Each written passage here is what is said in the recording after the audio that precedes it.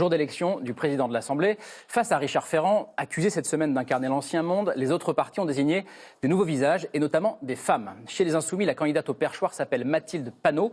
Elle n'a aucune chance de gagner, elle le sait, mais c'est l'occasion pour les Insoumis d'essayer de ringardiser le parti présidentiel.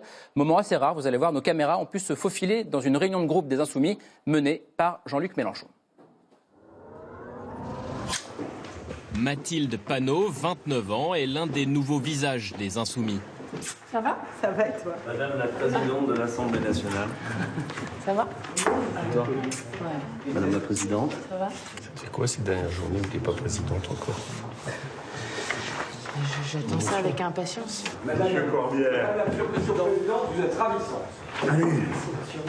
Thème de la réunion, trouver le nouvel angle d'attaque contre Emmanuel Macron.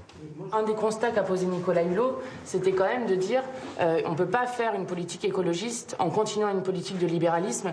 Et le libre-échange et ces accords de libre-échange-là, c'est quand même le meilleur exemple qu'on a de la politique archaïque qui continue à faire. Moi, les deux volets que je vois, c'est quand même l'aspect écolo. On a pour la première fois De Rugy qui remplace Nicolas Hulot et je pense que le taper d'emblée sur les thèmes qu'a mentionné Mathilde me paraît pas mal. Ou le deuxième point, c'est l'aspect démocratique avec l'élection à venir de Ferrand au perchoir de l'Assemblée. Et comme quoi, voilà, c'est le président de la République qui a objectivement décidé qui allait être le président de l'Assemblée nationale. Donc moi, c'est les deux thèmes qui me viennent.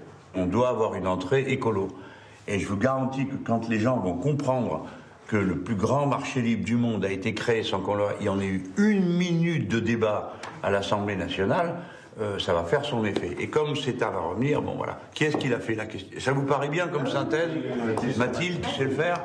Non, mais à chaque fois, elle nous crache des questions qui sont extraordinaires. Donc, on est reconnaissant à Mathilde. Hein, mais de l'angle, ça te va? Oui, oui. Allez les petits, au boulot.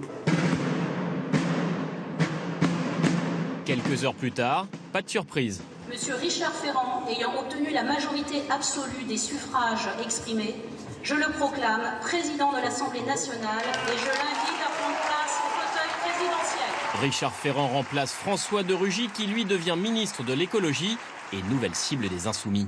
Nicolas Hulot a démissionné sur un constat clair.